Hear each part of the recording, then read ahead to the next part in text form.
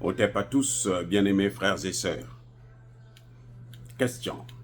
Quels sont les deux piliers de la force russe en Afrique? Sur quoi la Russie s'appuie pour augmenter ses capacités, ses performances et son succès en Afrique? Avec quoi? Quels sont les instruments que la Russie utilise pour mettre de côté les Français et les Américains, pour les doubler, pour les évincer, pour les écraser et pour avoir la confiance du peuple, des populations africaines? Il y a quoi? Il y a deux éléments qui font trembler l'OTAN, qui font trembler la France. Emmanuel Macron pleure pour ça. Ces deux éléments sont Africa Corps et Africa Initiative. Africa Corps, c'est dans le domaine militaire. Africa Initiative s'occupe de l'information. Hier, la Russie n'intervenait pas directement. La Russie pouvait vous envoyer des armes. Encore. Jusqu'à quel niveau? C'était au point de ne pas gêner les Occidentaux. Mais maintenant, la Russie vous donne ce que vous voulez acheter. Pendant que les Occidentaux disent, nous ne vous vendons pas des armes létales. Mais nous donnons des armes létales aux terroristes. Maintenant, la Russie vous donne ces armes. Les armes que vous ne pouvez pas acheter en France, aux États-Unis, ou dans tous les pays européens, eh bien la Russie vous les vend. L'Iran vous les vend. La Chine vous les vend. La Corée du Nord vous les vend. Les Occidentaux avaient un principe qui date depuis la conférence de Berlin de 1884-85. Qu'il ne faut pas équiper ces armées. Sinon, ils vont retourner les armes contre nous, les colonisateurs. Et c'est ce qu'ils ont fait, ce qu'ils ont pratiqué jusqu'aujourd'hui. Maintenant, le problème, c'est que les Africains ont compris le système. On ne va pas acheter des armes chez eux, on va acheter chez les autres. Parce qu'eux, ils donnent déjà des armes aux terroristes. Si nous, on se combat avec les mêmes armes, on ne peut pas s'en sortir. Et vous avez constaté, le président Traoré l'a dit, que les puissances occidentales là, nous refusent les armes. On a l'argent, c'est notre argent. On veut acheter. Ils refusent de nous vendre. Et même quand ils acceptent de vendre, on leur donne l'argent, ils prennent l'argent, ils ne vous donnent pas, ils ne vous livrent pas le matériel. C'est le problème que le Niger a eu avec les États-Unis. Il n'y a pas que le comportement de Molifi qui était dans tous ces États, qui était complètement folle. Heureusement qu'elle ne s'était pas déshabillée, parce qu'elle était prête à tout, puisqu'elle était folle. Donc elle pouvait se déshabiller aussi. Molifi, quand elle vient, c'est parce qu'elle vient vous dire, non, nous, on a pris votre argent, mais on ne vous donne pas des armes. Bon. Les autres disent, mais on a donné l'argent. Le Niger avait payé 70% pour 2 avions seulement. 2, pas 3, 2. Ils ont pris l'argent, ils ne veulent pas livrer le matériel. C'est pour ça que le Niger les a virés. Donc ils sont tellement malhonnêtes. Alors qu'avec les Russes, vous n'avez pas ce problème-là. Vous voulez l'argent, tenez l'argent. Nous, on prend l'argent et puis on vous donne votre matériel. C'est comme lorsque vous rentrez dans un magasin. Imaginez que vous allez dans un supermarché, vous prenez la marchandise, vous venez, vous arrivez à la caisse, vous payez, la caissière retient la marchandise, elle dit partez. Est-ce que vous serez content? Vous allez vous affoler, vous dites mais attendez, mais ces gens-là, cette caissière, elle est malade ou quoi? Voilà exactement le problème. Et ce qui est encore pire, c'est que la Russie, quand elle vous donne des armes, elle envoie des instructeurs avec pour vous apprendre comment il faut utiliser ces armes-là. C'est ce que nous avons vu au Centrafrique, au Mali, au Burkina, au Niger, maintenant aussi au Tchad. C'est ça. La Russie vous aide, elle va jusqu'au bout de sa logique. Et ça ne plaît pas à l'Occident. C'est pour ça que les Occidentaux se disent, nous allons former maintenant des Africains qui vont faire la guerre aux autres Africains qui soutiennent, qui sont avec la Russie. Mais ils savent que ceux qui sont avec eux vont perdre, parce qu'ils ne peuvent pas les équiper. Non, ils ne peuvent pas les équiper. Puisque s'ils les équipent un jour, ils vont tourner ces armes-là contre eux-mêmes. Maintenant, le deuxième pilier de la force de la Russie, c'est lequel? C'est l'information. La Russie a le service de renseignement. La Russie a des médias. Avant, ce que faisait la Russie, c'était la France, France 24 et autres, qui nous donnaient l'information, qui nous disaient ça. Elle pouvait mentir, elle pouvait manipuler, elle pouvait changer l'information, elle pouvait donner de fausses informations, des fake news. Ça passait. Et la Russie ne s'occupait pas de ça. Mais cette fois-ci, la Russie dit non.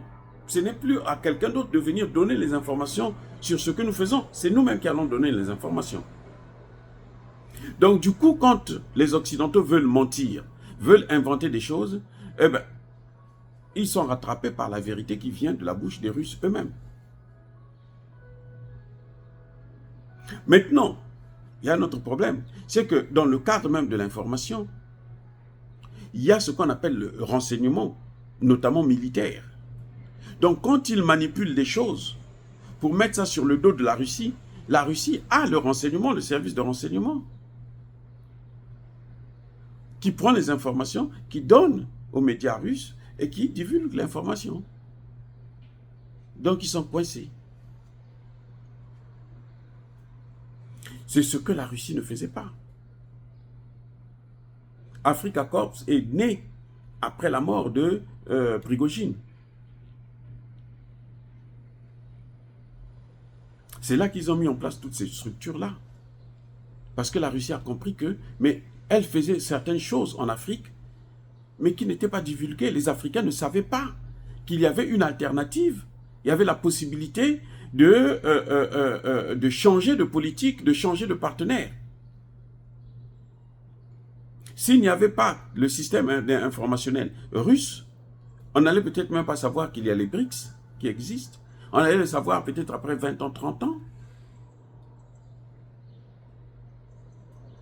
Mais là, on a l'information à temps réel. Il y a même des médias russes qui travaillent avec des médias africains. Afrique Média travaille par exemple avec Russia Today. Et ça, c'est ce qui embête les Français et les Américains, parce que ce sont les instruments qu'ils ont toujours utilisés. L'information, le renseignement et les armes.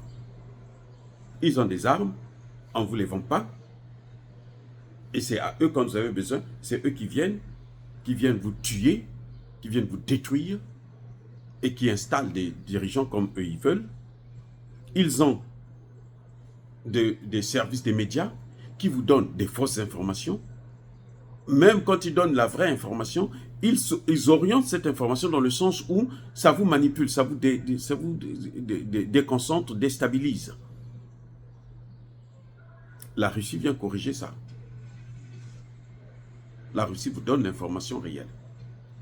La Russie vous dit ce que vous faites avec elle. Ce qu'elle fait dans votre pays elle-même.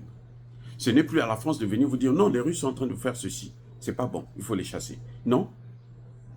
La Russie vous dit regardez ce que nous sommes en train de faire, voici les preuves. Les Français sont baisés. Ils sont foutus. Ils ne savent plus quoi faire. C'est pour ça que vous voyez le conflit qu'il y a entre notamment la France et les États-Unis, et plutôt la Russie. Parce que la France, c'est elle qui gérait le service d'information en Afrique. Il fallait passer par RFI, par France 24, TV5, ainsi de suite. Maintenant, on les chasse carrément dans certains pays, notamment dans le Sahel. On les chasse, allez sur vous. On ne veut plus de vous. Parce que vous nous manipulez trop. Vous manipulez nos populations. Et ça, c'est un peu que les rendre furieux. Emmanuel Macron est fou, il est dans tous ses états. Voilà la force, d'où vient la force de la Russie actuellement. C'est pour ça que les Occidentaux cherchent à savoir mais comment il faut faire. Mais ils ne peuvent pas changer ça parce que c'est ce qu'eux, ils ont toujours fait. L'information, le contrôle de leur information. La Russie maintenant contrôle ces informations elle-même. Avant, les informations étaient filtrées par l'Occident. Et puis on nous les balance. Et parfois quand on nous balance ça, l'information est déjà dépassée, ça n'a plus de sens. Mais maintenant, quand les informations viennent, elles viennent directement chez nous. C'est parfois nous qui informons encore les Français. Quand on parle, les Français se rendent compte, oh mais il y a ceci, mais comment on va faire? C'est trop tard. Comment nous avons su que, mais il y avait un problème entre le Niger et puis les États-Unis qui ont escroqué de l'argent au Niger. Je dis bien, c'est ça l'escroquerie. Vous vous entendez sur un marché, on vous donne l'argent, vous prenez l'argent et vous ne donnez pas le produit. C'est de l'escroquerie, c'est du vol. Nous avons su ça comment? Les services de renseignement, l'information. Je vous ai dit que dernièrement, 21 soldats tchadiens qui avaient été kidnappés par des terroristes ont été libérés par l'armée russe. Avant, on n'allait pas le savoir. Ceux qui allaient savoir ça, ce sont quelques chefs. Et puis bon, eux comme ils sont ce qu'ils sont, vous n'êtes pas au courant. Vous ne pouvez pas savoir ce que les Russes font de bon chez vous. Vous pouvez savoir, les Russes viennent d'arriver au Tchad, voilà ce qu'ils ont fait. Vous ne pouvez pas savoir ça. Maintenant que vous savez. Et quand vous comparez, mais les autres, ils ont fait quoi? 10 ans. L'armée française est au Tchad. 60 ans. Il n'y a pas de paix au Tchad. C'est quoi ça? Il y a un problème. Maintenant, ça a changé. Et c'est là le nœud de l'affaire. C'est là où se situe le problème pour les Occidentaux, maintenant, pour recontrôler l'Afrique. Oh, dire cela, c'est inciter à la haine ou à la violence. Non. Yaba, colère, veille, malembe. Encore une fois de plus, soyez bénis, abondamment bénis par le Dieu de Kémit et par nos ancêtres angéliques. Mais que tous ceux qui persécutent le continent africain, le pillent et le déstabilisent, qu'ils soient noirs, blancs, chinois, arabes, juifs, indiens ou qui qu'ils soient punis, maudits, foudroyés, neutralisés, écrasés, effacés par le Dieu de Kémit et par nos ancêtres angélisés. Vive l'Afrique éternelle, j'ai dit et j'assume.